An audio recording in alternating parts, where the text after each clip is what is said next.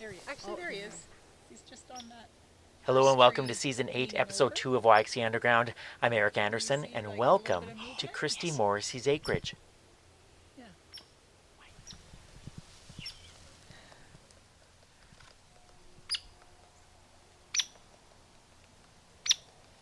We're about 15 minutes west of Saskatoon on a gorgeous Friday fall morning. The sun is rising and the grass is wet as Christy points out a hairy woodpecker on an aspen tree. Will they stay here in the winter or will they fly south? Yeah, they actually do stay. The woodpeckers are really hardy. So we have downy woodpecker, hairy woodpecker, and then the pileateds are the really big ones, Right. with the big red, Oh, yes. kind of woody woodpecker. Yes. Yeah, yeah. We have them here, and it's they are resident in the wintertime. Okay. Yeah. Isn't he gorgeous? Christy Morrissey is an ecotoxicologist and professor in the Department of Biology at the University of Saskatchewan who loves prairie grasslands and wetlands. She is doing important research to protect and preserve these beautiful but fragile ecosystems in Western Canada, which she talks about in this episode. Christy also discusses why she is hopeful to see more women in scientific and research roles. Now, I love prairie grasslands, which is kind of ironic because I'm actually allergic to grass, but I love their subtle beauty, and I think we are so fortunate to have access to beautiful grasslands in and around Saskatoon. I hope that sense of gratitude comes through in this conversation. Christy and I met on her gravel driveway, and we started walking along the new fencing she and her husband had recently put up on her acreage. This is my new acreage, just west of the city. And we just moved in the summertime, and we're walking around what's going to be my future property for my horses, so I can enjoy horses and birds, my two passions, all in the same place. It is beautiful out here. Like, can you just describe a little bit, just how stunning this is out here? Oh yeah, well, this is like an area west of the city which has a lot of aspen trees.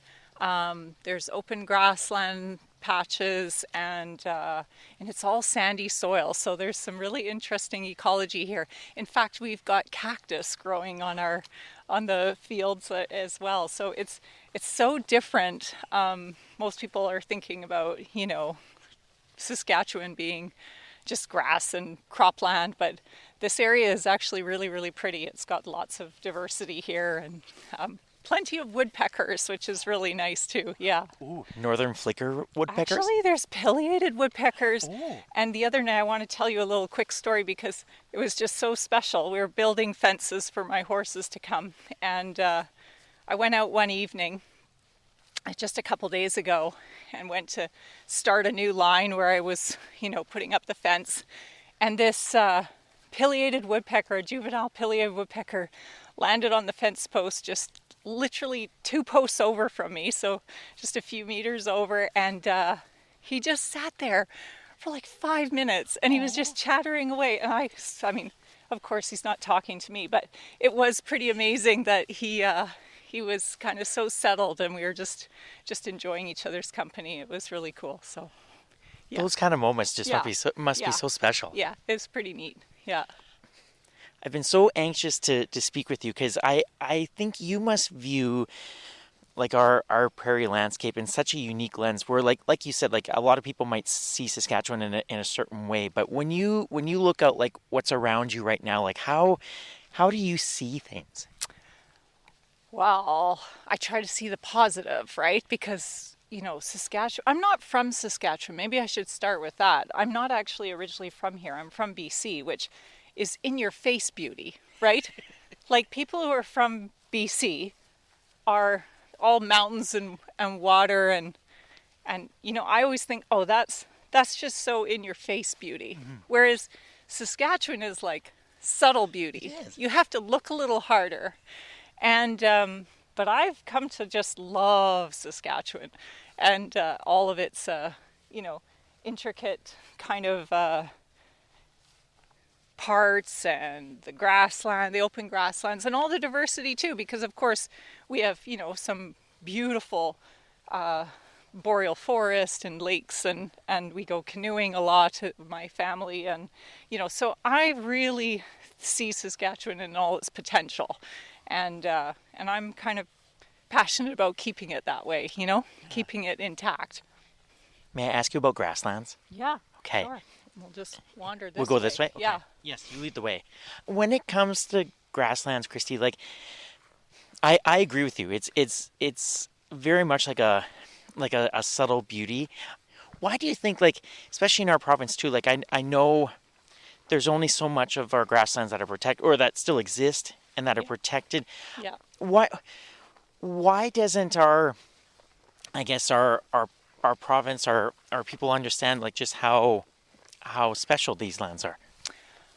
Well, I think because, it's kind of stereotypical. You just drive on Highway 1 and you see nothing, what looks like nothing, just endless flat cropland and, not much else. But that's the thing, you need to get out of your car and you need to go to these places that are actually everywhere, to really see the grasslands and to see what their value is. And of course, not just the grasslands, but of course the grasslands, the wetlands, and then, our boreal forest. But I mean, the southern half of the province gets a bad rep, I suppose, because, we sort of think of it as just all boring, but it's not. Yeah. It's not. There's just so much here.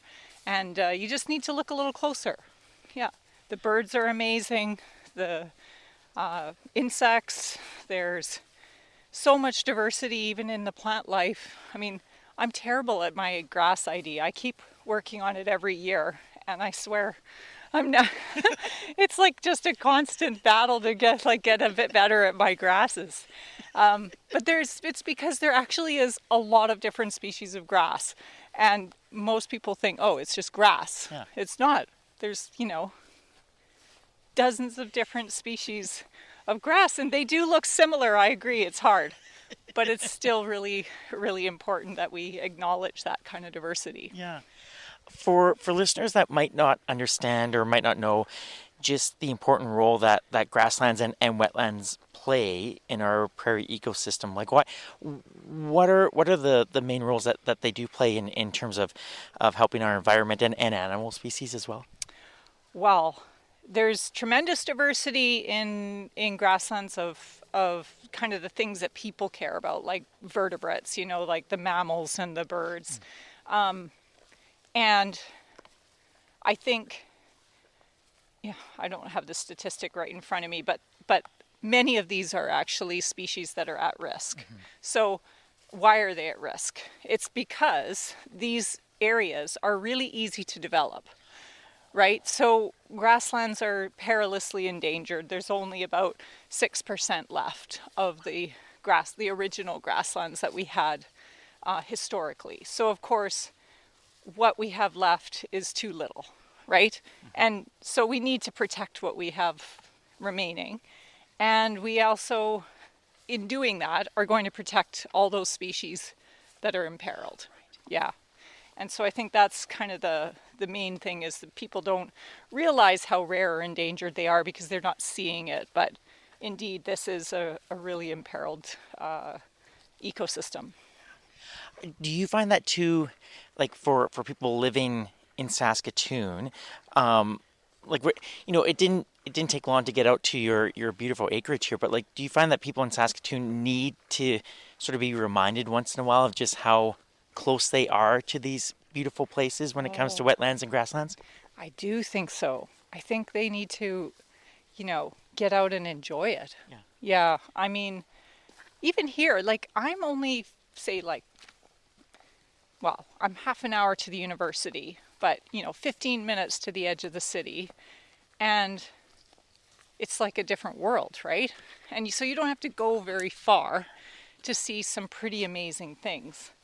And that, I think, is kind of the, missing message, that often people don't realize that they, it's in their backyard, right?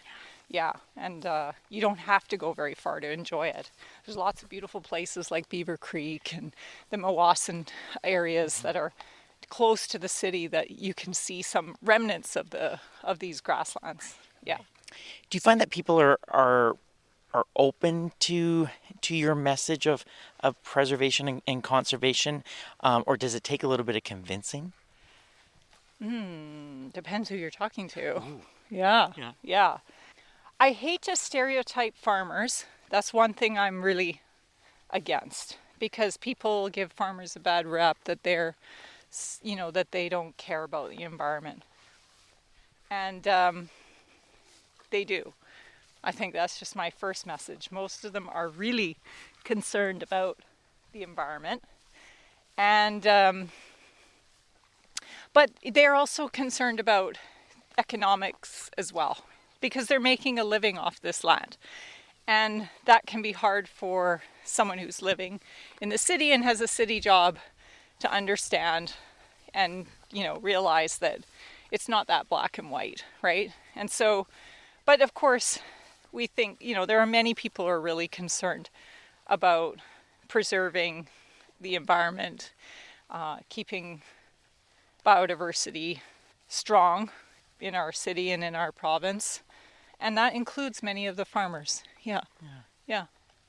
Your livelihood is on the line every single year. And with all the things, the pressures of farming, like, they're selling a commodity that could change pricing, at the whim of some other country that's not cooperating, or your experience a frost, literally the week that before you're harvesting, that's going to kill off 70% of your crop. Like, these are real things that happen, and of course you want to do the best for the land and make sure it's protected, but you also have these pressures that are, most of which are out of the control of the farmers.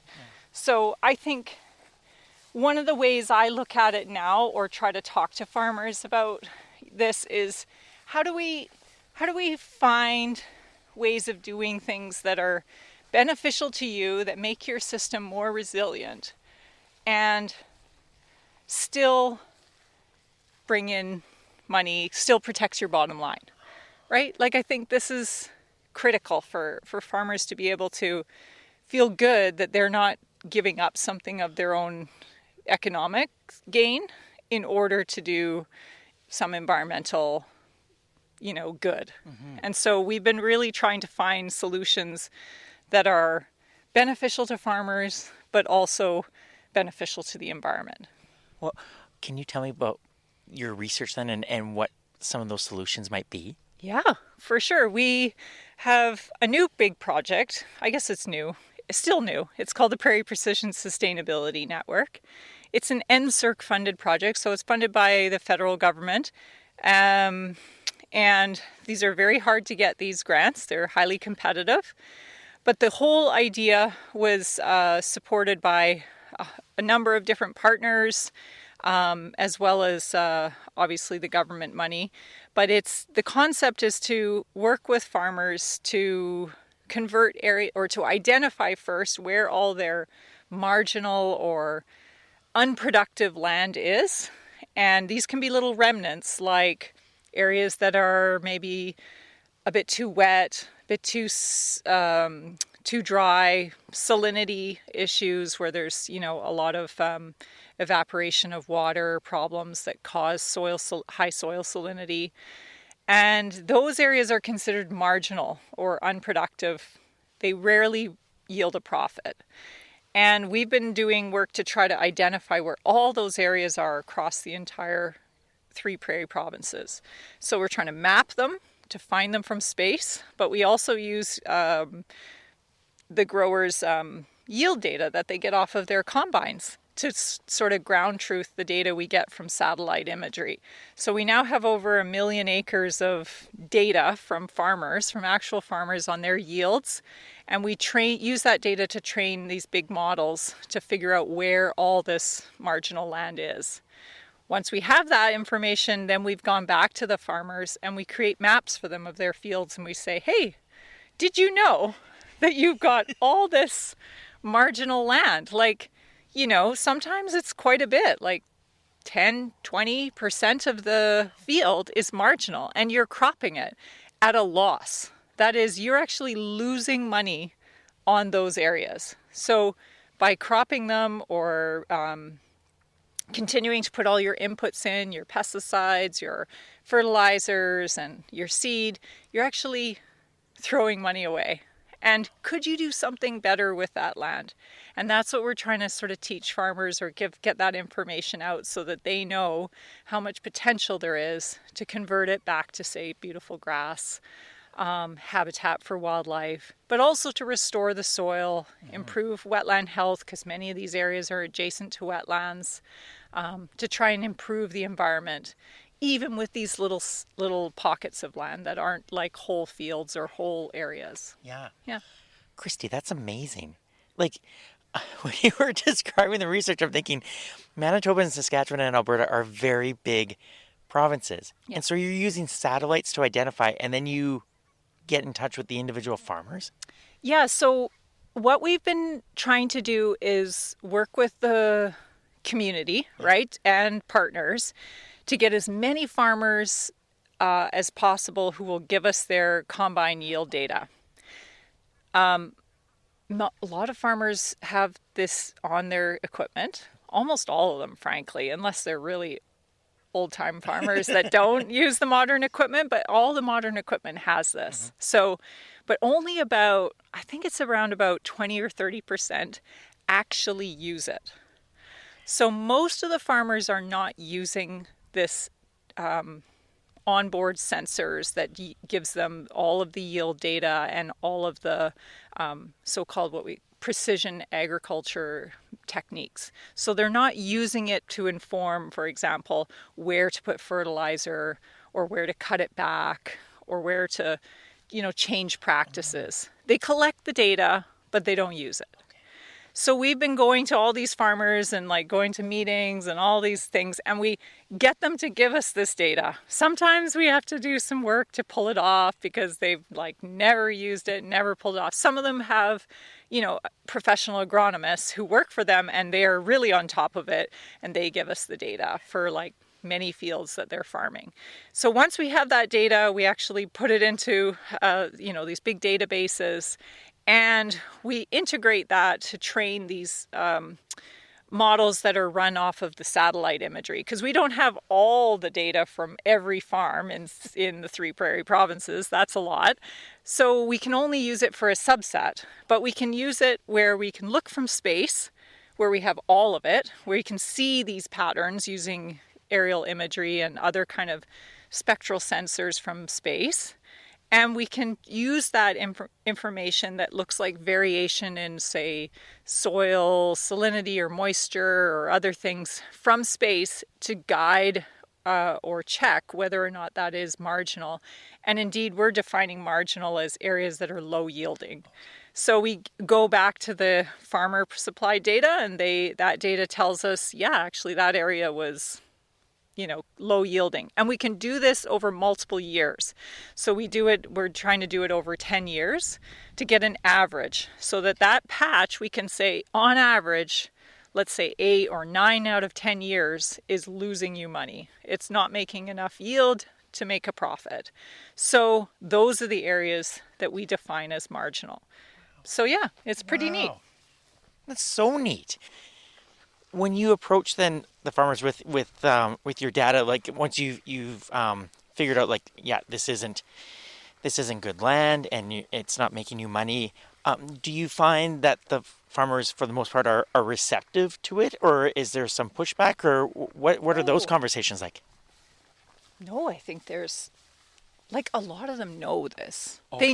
They know it's marginal, and they're still farming it because they don't know what else to do with it. And you shouldn't really leave land just bare. Okay. So then some of what we're doing now is working, we just finished our first field season doing what is our baseline sampling year for 45 different farms. And we've all across Alberta and Saskatchewan, we have one in Manitoba, but we're going to get more for next year. But the idea is to work with those farmers to have them now in 2026 convert the these areas that are marginal. But many of them who have been recruited already knew, like, yeah, that though I know I have some areas that are bad, and we can do better, and they're like open to hearing what we should do. So it's kind of cool because we can actually like, you know, from the beginning, from before they convert it, we have been doing the studies to, you know, measure biodiversity, look at their crop yields, look at their profitability, look at the soil health.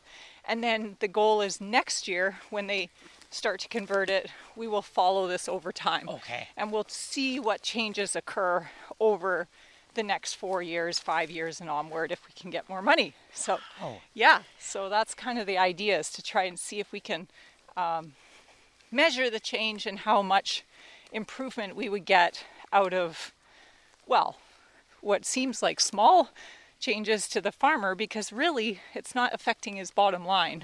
Right? So small changes, and we think they'd have big impact. No kidding. Yeah. It is dawning on me too that you must be a very gifted communicator, because you've got to communicate lots of different things to lots of different people. It's a big part of your job, it seems like. Here we are. We're going to step through some branches here, but I practice that. I'm a teacher in the university, so. But you know what? Before I became a scientist, and I started university, I thought I'd be a teacher. Really? Yeah. So, you know, here's a funny story for all those, you know, kids out there who say, like, oh, I don't know what I want to be, or they think they know what they want to be and then later change. So when I was finishing high school, I took all the sciences in high school, and but I don't know, this is maybe dating me a little bit, but I was kind of got freaked out when I was entering university that it would be too hard. That I had heard sciences are too hard, and so, but I was also really good at teaching. I taught horse riding lessons and stuff. I really liked teaching, so I said I'm going to do a degree in English because I liked writing as well. I'm not going to do science because it's too hard, and I didn't know any other women who did science. I had no mentors, knew no one else who was in it. So I started in university doing English as a major, and my mother was freaking out. She was like, what are you doing? Why are you doing that? She's not a scientist either, but she was like mortified that I would change course like that and abandon what obviously I had some affiliation for, but I was too worried that I wouldn't succeed at it. It was too hard. So anyways, I went to university, started in the first 2 years I did arts, and then realized quickly, like, what am I doing? I did enjoy it, but I thought, this is crazy. So I had to actually go back to night school, pick up another course, like another math course, and I had to work hard to get accepted into the Faculty of Science at UBC. And anyways, now here I am, a scientist now. But I started out that way, and I did enjoy teaching. And to your point about communication, I've always had a sort of that as another, like my other self, you know.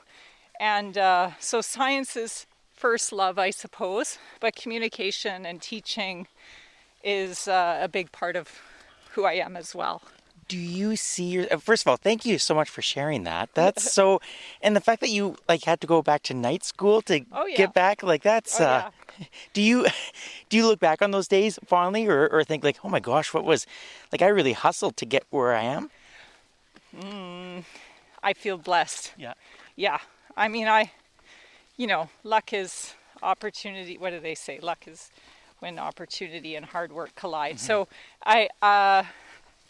I suppose then I'm lucky. But I feel like, I came from a middle income family that was able to help me to go to school.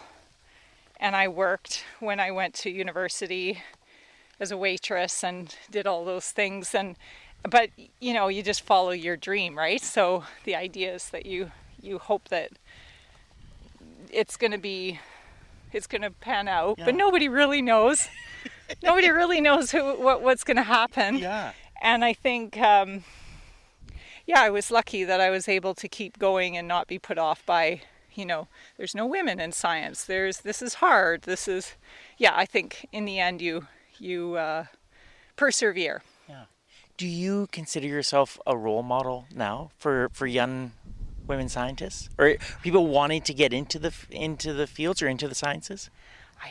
I guess I hope so. Yeah. I hope so. I do try to train more women, more female. I guess naturally, as a faculty member in the university, you tend to attract and supervise women if you're a woman. But of course, I have many students of all different backgrounds and colors and shapes and sizes, and that's fabulous. I think the diversity is what I seek. But I do hope that there's some inspiration there that you can be successful. There is more opportunities, and today, at least in the undergraduate, certainly in the sciences, like in biology, we train more women than men. Yeah, it's about 70-30. Yeah, so we have more, but it's the pipeline where we lose them. So most women start in the sciences, maybe like me, but we lose them after graduate school, and they don't stay. So it's the retention that's a big problem. Why don't they stay? Well, it's a complicated thing, but I think, and it's multifactorial, but some of the main reasons are competing demands for family, child rearing, being a faculty member or being in the sciences and being a professional scientist is a hard job. Like, it's not a part-time. You don't get to also work even just 9 to 5. You work I just work all the time. If I'm not building fences, right, on my weekends, and then you're working all the time. So it's like you live that life. And if it's not something you want to do, then I suppose we lose people for that reason. But we certainly train more female scientists now. Yeah. May I ask you a very personal question? Sure.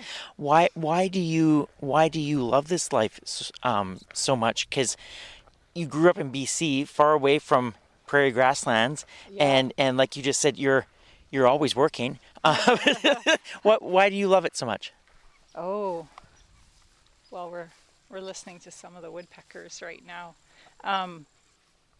because because I get to be outside a lot, so I do a lot of field work. Love that.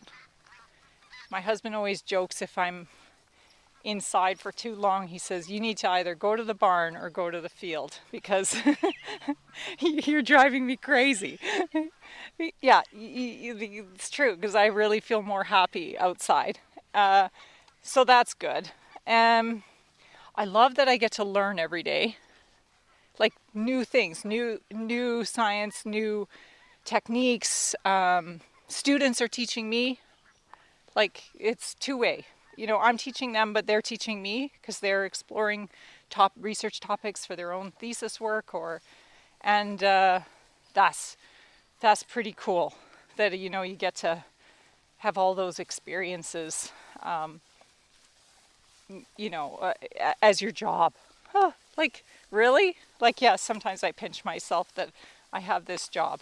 Yeah, very lucky. I love that. You've been very generous with your time this morning, and for taking Chelsea and I out on your beautiful acreage, and your fences look lovely, by the way. Oh, yes. Good, yeah.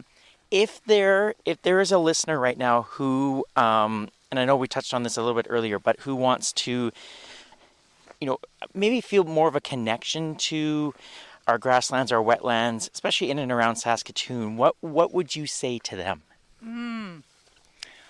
Well, there are lots of great spaces just within the Saskatoon limits. Like I said, look up the Meewasin trails, and the Northeast Swale has some really nice places that are being managed as natural grasslands. and Cranberry Flats and some of the other Beaver Creek, etc. So we have some really nice places that are easy to get to. But I also think we need to think about everything in our farming system and how we are connected to the food we eat and the food we buy. Where is it coming from? And supporting farmers to give them the opportunity and the knowledge and the education and the opportunity to essentially do things a little differently. We all want cheap food, frankly, but cheap food means industrial farming, which means removing grasslands, removing wetlands, a lot of agrochemicals. That's what cheap food is. So when you're buying your food at the grocery store and you're eating your nice burger or whatever, we actually need the big spaces. We need cattle because they are the only reason we have any grass left is because of cattle. And we need to think about, what type of farming system is sustainable now and into the future. Yeah. It was such an honor to meet you. I've been a fan. So so it was really nice to meet you, and thank you for taking us out on a walk on this beautiful fall morning. I can understand why you have some pinch me moments because It's quite stunning. So Christy, thank you. Thank you so much. It's wonderful. My thanks to Christy Morrissey for taking the time to be on the podcast and for being such a gracious host. I've put a link in the show notes if you want to learn more about Christy's research.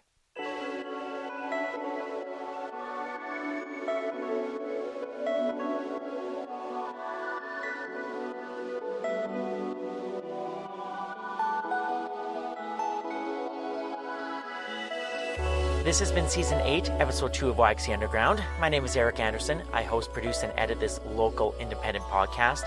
You can listen to YXE Underground wherever you find your favorite podcasts, including Apple Podcasts, Spotify, YouTube, or on the website yxeunderground.com.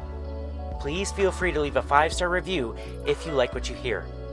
You can follow YXE Underground on social media. Simply search YXE Underground on Facebook, Twitter, and Instagram. That's where you will see some lovely photos of Christy and that woodpecker you heard at the beginning of the episode, taken by Saskatoon photographer and emerging birder, Chelsea Klett. Thank you to my cousin Andrew Dixon for creating the original theme music for the podcast, and to Saskatoon's Danger Dynamite for creating and maintaining the website. Before I go, I would like to acknowledge that this interview was gathered on Treaty 6 territory and the traditional homeland of the Metis. YXE Underground is a production of the Salthammer Production Company. My name is Eric Anderson. Thank you so much for listening, and we'll talk to you soon, Saskatoon.